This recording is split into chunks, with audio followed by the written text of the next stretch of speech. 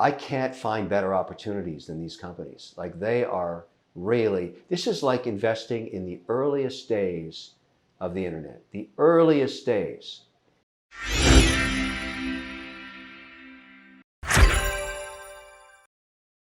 I've seen you go on CNBC a few times and getting some verbal tussles. You know, back in the day, you and I used to have some verbal tussles, which I just want to remind people of.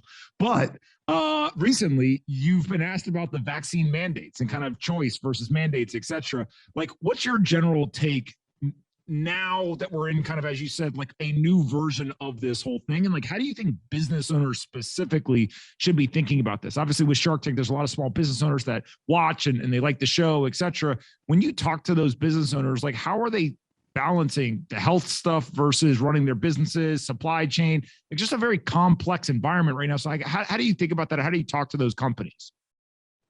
So I have been talking to those companies because I wanted to get some tonality of their policy and start applying it to ours in the case where we're a control shareholder. I want to respect people's rights to do what they wish with their own personal health. At the same time, I want to respect the employees that work together. And so the way I think it should shake out on private business, this just got tested in the Supreme Court and got rejected.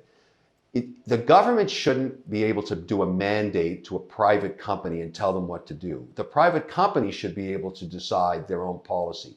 And indeed, that's what's happening. There are many companies that have made the decision at the board level that if you're going to work together in an office, in an airplane, in a factory, in a manufacturing facility, whatever, you have to be vaccinated. Now, you don't have to be vaccinated, but you're not going to have a job. So you're going to have to make that decision individually. And some people are going to make the decision they're not going to get vaccinated. They're going to go try and find a job where they can work remotely in perpetuity, or a company that doesn't have a policy like that. But if you go down the S&P 500, slowly but surely, since we last talked, Pomp, you've seen many large entities put in place, including Citibank recently, that edict, giving people time to get their vaccines, paying for the vaccines, giving them time off to go get their vaccines, supporting them any way they can. But if they don't choose to get vaccinated, they lose their job. And I'm okay with that. I'm okay with it. It still gives you the personal right to do what you wish, but it shows respect to your fellow worker that you don't want to infect them, because really we're all in this thing together. It's been said countless times, and we are. But if you want to get sick right now, you just go in a room with 20 people, somebody's going to have COVID. And you're going to get sick. And if you're vaccinated, you're going to survive. If you're not, the outcome's unknown. Joe, John, what questions you guys got? I'm going to pull us a little bit closer back to the middle of discussing digital assets. Kevin, they don't like that I like talking about, important topics. They like to talk about money. I'm just saying he's here for a reason. We're going to let him, we're going to bring him right back in. Go ahead.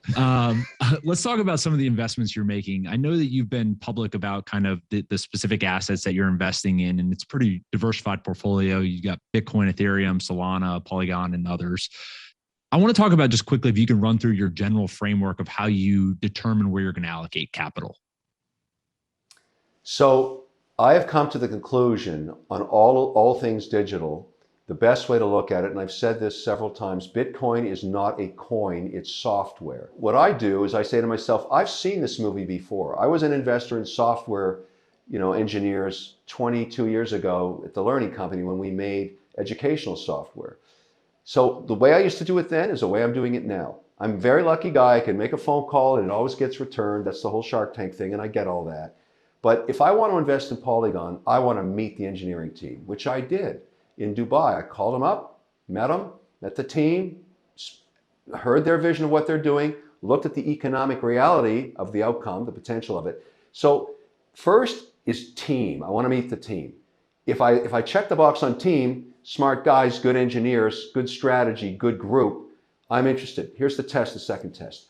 What economic value are they creating? In the case of Polygon, let's stay on that Polygon for a second. Aggregating transactions to reduce gas fees on ETH is a smart idea. There's a reason you would do that, because you have an economic reason to pursue that. You save money. Transaction fees are less. So I think the potential of that is large. H-bar, okay? Great team, good engineers. What's the economic premise that would keep that growing? Well, Boeing wants a quasi-centralized, decentralized platform. They want the best of both worlds. HBAR can deliver that. Check the box there. Buy into that one too. Look what's going on with, Solana. I mean, they're trying to solve problems a different way too. Speed everything up. Check the box. Who's working on that? Sam Bankman-Fried and his team. Why wouldn't you bet that horse? So it's all about getting positions in all of these, software platforms. That's what they are. They're software platforms. So I say to institutions, you criticize me for investing in Bitcoin. You own a big position in Microsoft. You own a 5% weighting in Yahoo. What is that? That's software. Why don't you do the same thing in Bitcoin? Why don't you do the same thing in Ethereum? Why aren't you in HBAR? Why aren't you in Polygon? Why aren't you in Serum? Why aren't you in Helium? Like, it's all software. And so with that attitude on, it's hard to say, I'll only invest in publicly traded software companies. One day these, to me, and I really believe this, one day crypto and all these software platforms are going to be the 12th sector of the S&P. And I'm just taking the bet now that we're on our way there, and I'm taking and staking my bets now. Broad portfolio. No one, Ethereum is my biggest position right now. Bitcoin's had a bit of a correction, I get it. But there's been volatility. But now, to offset that volatility, I own an exchange. So I want to own more exchanges. I look at it, it's all software. John? Kevin, yeah, thanks for coming on. You talk about this industry being the 12th sector of the S&P. And recently, Jerome Powell said that their report on crypto and CBDCs is coming out soon. What are your thoughts on the impact that report can have, and what do you think that report will contain? I'm encouraged by that report because it shows that they're inching forward and they're trying to do it right. My opinion about the regulator is they understand the tremendous potential of this technology, the potential of streamlined payment systems, the potential of productivity that blockchain has in smart contracts and all the case uses for it. They get it. But at the same time, they're well aware that when they rule, it will be the global standard. The Chinese aren't going to do this. No one's going to follow them. They're going to follow the SEC. They're going to follow the US regulator. So they want to get it right. The first place I would like them to get it right would be on the baseline stablecoin as a payment system. I would very, very much like to be able to transact globally, pick a coin, my preference is USDC, but pick one, regulate it, and let me, as an investor, along with hundreds of millions of other investors, use it as a form of payment and stability. It would be fantastic if it was backed by the US dollar. They know that. It would just be so much more efficient and so less expensive. If I could just transact, maintain a centralized, decentralized wallet, and just be able to, imagine if I could buy a Swiss stock with a stable coin instead of having to go US dollar into Swiss franc, buy the security, then back into Swiss franc, back into US dollar. You know how screwed I get doing that? How much friction there is and how much I lose? It's insane. Same with Euro stocks, same with British pounds, same with Canadian dollars. I mean, I invest in all these jurisdictions and I have to deal with that. And so it's sort of, that's where I think we want to go first. Once they rule on that, everybody will say, okay, we're moving in that direction. It'll be very constructive for the asset allocation you talked about at the beginning of the hour on institutional follow through into crypto. There's no question, you're right. There's a lot of demand. They just need the regulator on board. Kevin, what's interesting about that idea is basically the US dollar, if it does get kind of the blessing, right? I think a lot about like the regulators are essentially the Pope at this point, right? They're just going to give the blessing to the stable coins, especially things like USDC, et cetera. When that happens, there's not a lot of reason for people to go back into the antiquated technologies of the same currencies. We used to have physical dollars. Now we have, let's call it an electronic dollar, which is in a centralized database with kind of long settlement times. So eventually you just move to the digital version. And so monetary policy doesn't change, just a new technology upgrade. If that was to happen, do you think that the other currencies around the world would suffer? And what I mean by that is if you have US dollars, rather than be forced to go into Swiss francs before you go and buy a stock, now you're just going to go straight from USDC into the stock. Do some of these weaker currencies, and maybe not in developed nations, especially in like developing countries, they start to suffer at the hands of the more dominant fiat currencies? Or how do you think about that? Yeah, the way I look at it is there's going to be 4 or 5 currencies that will be digitized. So there will be a digital version of the Swiss franc, there will be a digital version of the euro, there will be a digital version of the British pound, there'll be a digital version of the Canadian dollar, there'll be a digital version of the US dollar. It may be a stable coin in that case. But the reason I think that happens is you allow the economies to compete with each other on productivity and interest rates. So that if I'm going to go buy something in Switzerland, there'll be a spot exchange price from my USDC or whatever the stable coin is into the stable version of the Swiss franc. And I may elect to keep a portfolio, as I do today, of multiple currencies because basically I want to own Swiss francs. That country is very, very efficient. It's a very good currency. They don't have a lot of debt. So how do I own the digital version of that? Because right now, if you want to own native Swiss francs, you practically can't do it. Because if you want to open an account in Switzerland as an American citizen, you can't. You can't do it. They won't open it for you. I think all of this political border stuff goes away with digitization of the currency. So I'm very optimistic for that. Now, the reason you'd only have 4 or 5 of them, Chinese yuan, yeah, that's going to be digital at some point. Now, would I own a Chinese yuan? Probably not if the government's watching, my wallet address, and it'll be an unfavored currency for that reason. But I'd happily own Swiss francs, happily own the digital American dollar. It's going to play itself out. But you're saying, if it happens, 100% it's going to happen. It's just when. If we just digitize our dollar, or we got a stable dollar like a bank, if Circle became a bank, I don't need anything else. I'll just own that and I'll piece it off digitally whenever I need to buy some other kind of asset. And I'll be staking it at whatever the current rate is. I'll be rolling my contracts. And just like in the old days when you could make 5-6% interest, which we don't get anymore. And so I think there's a really big use case and why there's so much pressure on the regulator to rule on this thing. And you guys are dead right. The efficiency brought forward is just insane. It's so powerful an economic reason to pursue this. Agreed. Last question, then we'll let you get back to Miami Beach, get a little tan going because it's 70-something degrees here for anyone who's stuck in New York at 12-degree weather. When you think about your portfolio, I think previously you were kind of 2, 3, 4%. You had aspirations, but not quite at, I think it was like 8%, 9%, somewhere in that range is what you were kind of targeting. And eventually you said that you could see going up to like 20% in a single sector, but that would take some time to get there. Where are you today, and how have your thoughts around kind of portfolio allocation percentages? How has that changed since the last time we talked? At year end last year, we thought we'd be at 7. We were at 10.7% in the operating company portfolio. And today, just this morning, I got off with our compliance guys.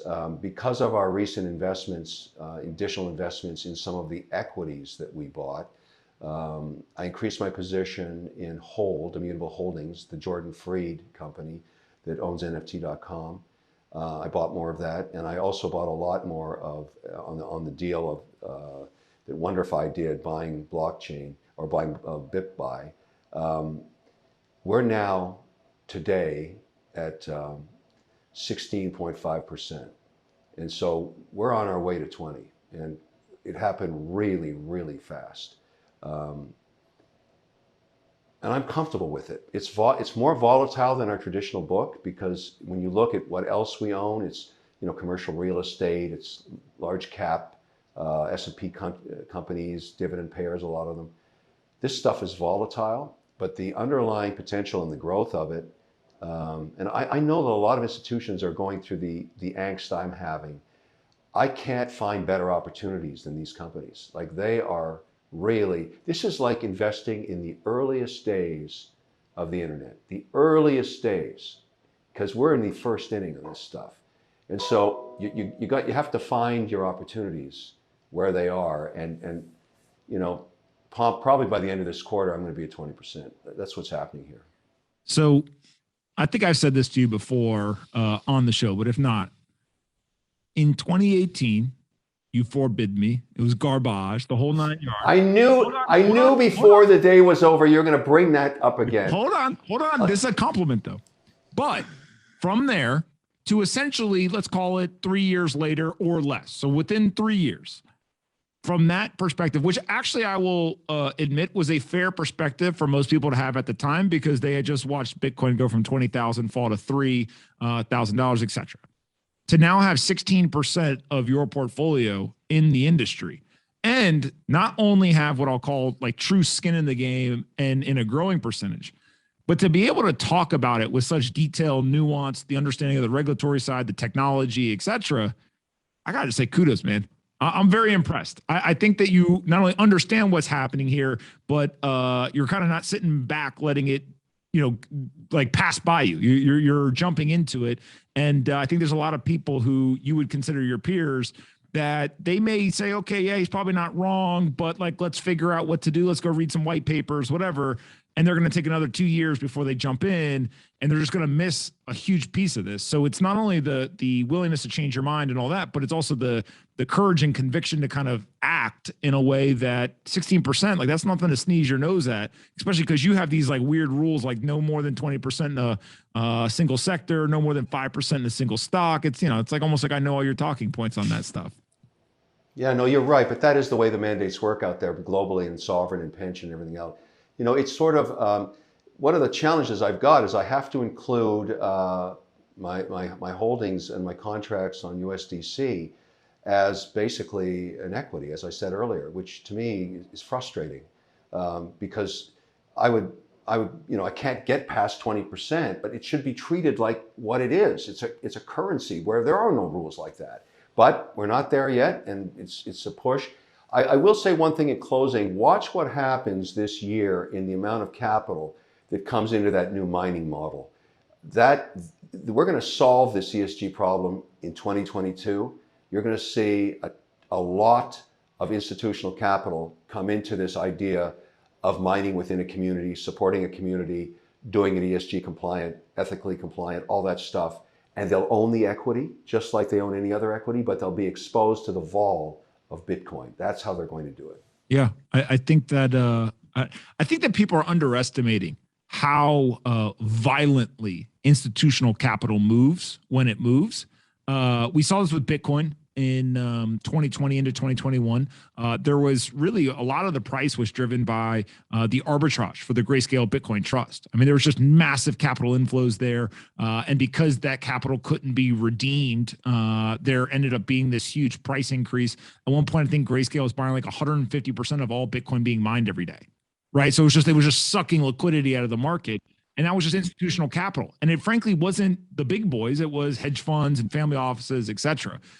I do think that once the really, really large firms, whether it's the sovereign wealth, the large $1 trillion asset managers, et cetera, when they start to allocate, if you really think about it, right now, if a $1 trillion asset manager said we're going to go put 100% allocation of Bitcoin, they could buy from a price concept all the Bitcoin that is liquid traded on the market. Now, of course, they can't actually get it because someone's going to sell it to them, but like they have enough money to buy the entire market cap. And so I think people just, they don't understand how much money these people have and how quickly they move. I agree with your analysis of what happened there. That was not healthy for the market. I prefer more transparency, more liquidity. And I think we're going to get it through, massive amounts of capital going into the equity of miners. That's the way it's going to first manifest itself. And that'll have much more liquidity, much more transparency, much more disclosure, and it'll be compliant. And I think it's a trait of 2022. I think you're going to see a bunch of deals announced, a lot of them in West Texas. I'm aware of a lot of these deals and certainly looking at them, and I'm planning on investing in some of them so I can make claim to owning direct ESG compliant coin. And that's what every other institution wants to do.